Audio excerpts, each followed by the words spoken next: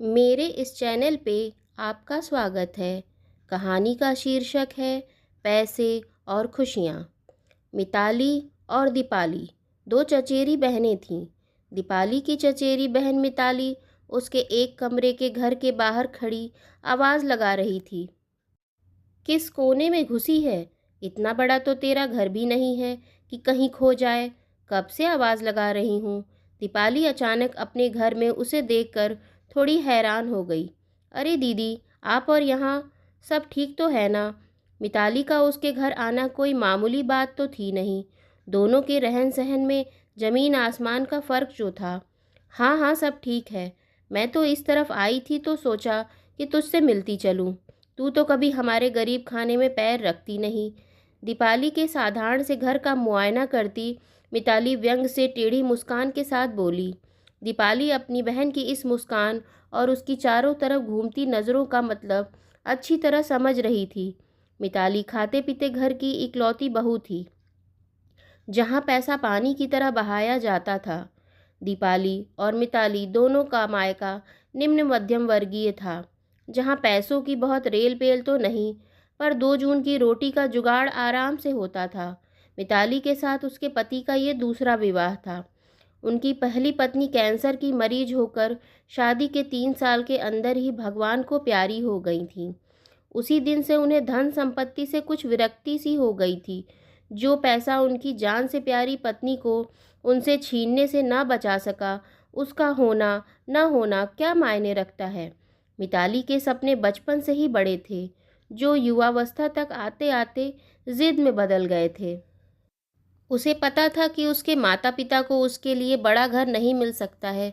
इसलिए जब दूर के किसी रिश्तेदार ने मिताली के लिए ये रिश्ता सुझाया, तो मिताली ने तुरंत अपने माता पिता से इस रिश्ते के लिए हाँ कह दिया था। दूसरी ओर दीपाली के घर की आर्थिक स्थिति बहुत अच्छी नहीं थी। उसने भाई के साथ काम करने वाले आयुष्मान के साथ प्रेम विवाह किया था। उसके माता पिता की रजामंदी भी शामिल थी। वो जानते थे कि लड़का अच्छा और मेहनती है।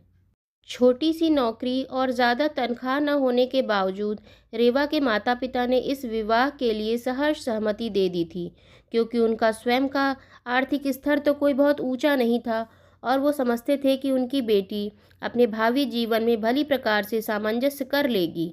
परिवार के नाम पर आयुष्मान और उसकी बड़ी बहन थे। बहन विवाहित थी और अपनी गृहस्थी में व्यस्त थी। जब तक आयुष्मान अकेला था, तब तक तो हफ्ते 10 दिन में मायके आती थी। लेकिन उसके दीपाली से ब्याह के बाद वो भी निश्चिंत हो गई कि अब भाई का घर भी बस गया। गाहे बगाहे आती भी थी तो बड़ी ननद का प्यार बरसाने के लिए, ना कि नुक्ताचीनी करने के लिए। हालात ने दोनों भाई बहनों को इतना परिपक्व तो कर ही दिया था कि उन्हें रिश्तों की कद्र थी। उनके जैसी दीपाली जब उनके छोटे से परिवार में जुड़ गई, तो प्यार और अपनापन खुलकर बरसने लगा था। घर बेशक छोटा था, एक कमरे के साथ रसोई, जहां एक समय में केवल एक व्यक्ति ही खड़ा हो सकता था, लेकिन फिर भी दीपाली का चेहरा शादी के बाद चमक उठा था। पानी तो पिला दीपाली, बड़ी गर्मी है। अपने आप को साड़ी के पल्ले से हवा करती मिताली बोली। इस पर दीपाली ने छत का पंखा तेज कर दिया। पंखे की तेज हवा से कपड़े के वो टुकड़े उड़ने लगे जिनसे दीपाली पायदान सिल रही थी। पास ही की एक फैक्ट्री में दीपाली पुराने कपड़े से पायदान बनाकर बेचती थी। कपड़े फैक्ट्री वाले मुहैया कराते थे और घर बैठी दीपाली को कुछ आमदनी हो जाती थी। कपड़े उड़ते देखकर मिताली के चेहरे पर उपहास उड़ने वाली मुस्कुराहट आ गई। उसने पानी का एक घूंट पीते ही बुरा सा मुंह बनाया। हाय, मुझे तो याद ही नहीं रहा कि तेरे घर में फ्रिज नहीं है। रहने दे, मुझसे नहीं पिया जाएगा ये पानी। अब आदत नहीं रही ना। मिताली की चुपती बातें सुनकर दीपाली का सब्र धीरे धीरे खत्म हो रहा था। मन किया कि कह दे, 22 साल तक घड़े का पानी पीने की आदत तो एक दिन में ही छूट गई थी आपकी। अब तो फिर भी 5 साल हो चुके हैं। पर बहन का लिहाज कर चुप रही। उसने औपचारिकतावश चाय के लिए पूछा, लेकिन जैसी कि उसे उम्मीद थी, मिताली ने मना कर दिया। रहने दे, इतनी गर्मी में कौन चाय पिएगा। यहाँ एसी तो है नहीं। कैसे रहती है तू यहाँ। इस बार दीपाली का सब्र जवाब दे गया और उसके मुंह से निकल ही गया, वैसे ही जैसे पहले आप भी रहती थीं। तब की बात और थी दीपाली। अब तो मैं 1 मिनट भी नहीं रह सकती एसी के बिना। फिर तो आपने यहाँ आकर बहुत बड़ी गलती कर दी दीदी, क्योंकि एसी तो छोड़िए, मेरे घर में तो कूलर भी नहीं है। अरे तू तो नाराज़ हो गई। दीपाली, मैं तो तुझसे मिलने आई हूँ, तू कहे तो चली जाती हूँ। अपनी बड़ी बहन की बात सुनकर दीपाली चुप लगा गई, पर अब वो मन ही मन सोच रही थी कि मिताली जल्दी से यहाँ से चली जाए, वरना कहीं आयुष्मान के सामने कुछ कहेगी तो वो बर्दाश्त नहीं कर पाएगी। वैसे भी उसकी ट्यूशन क्लास का टाइम होने वाला था। आयुष्मान के साथ कंधे से कंधा मिलाकर चलने वाली दीपाली अपने खाली समय का भरपूर सदुपयोग करती थी। सिलाई के काम के अलावा मोहल्ले के कुछ बच्चे उसे ट्यूशन भी पढ़ते थे, जिससे उसकी अच्छी आमदनी हो जाती थी। मिताली वहाँ आधे घंटे तक बैठी रही और साथ ही किसी न किसी तरह दीपाली को नीचा दिखाने की कोशिश करती रही। अब तक मिताली की बातों से तंग आ चुकी दीपाली ने उकताकर पूछा, दीदी, आपके ड्राइवर को तो कुछ पानी वानी पिला दो, बेचारा गर्मी में आपका इंतज़ार कर रहा है।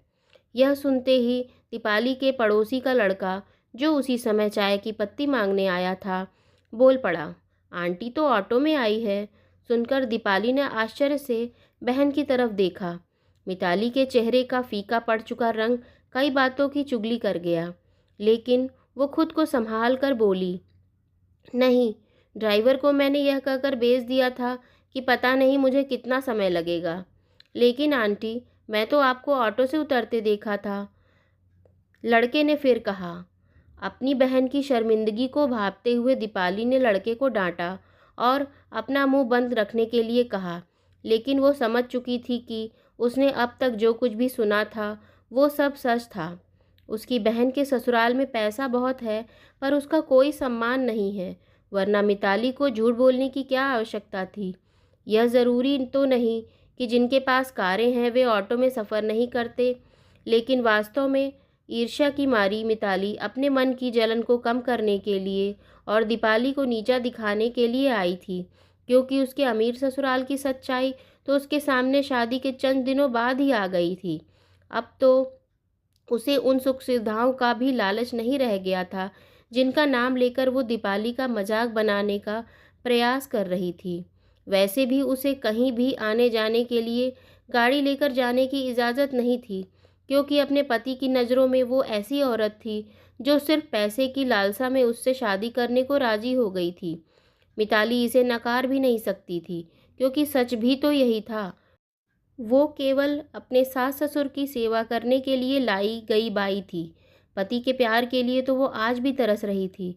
मिताली को यह भी पता था कि दीपाली का पति उसके पैरों तले फूल बिछाता था, और वो यही देखने के लिए आई थी कि कोई बिना पैसे के इतना खुश कैसे रह सकता है।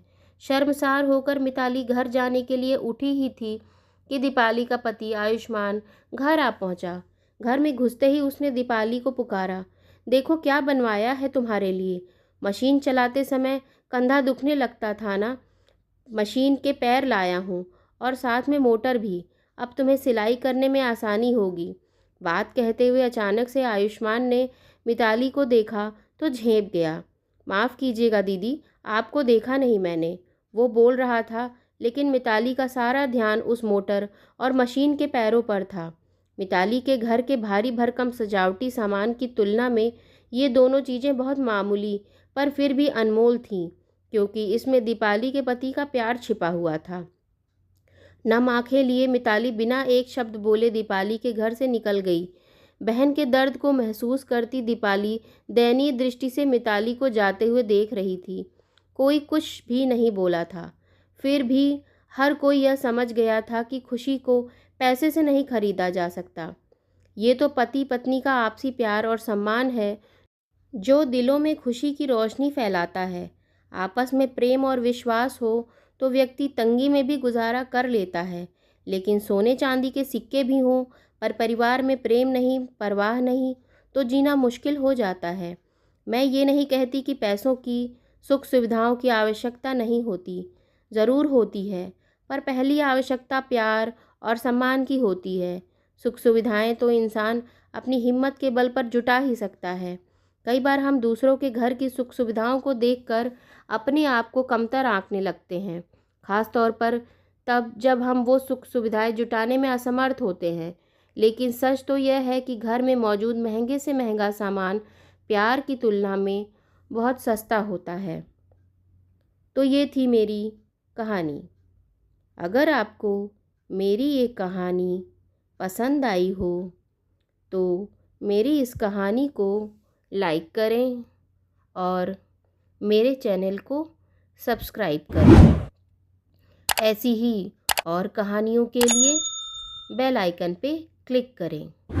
मेरी कहानी को ज़्यादा से ज़्यादा शेयर भी करें। धन्यवाद।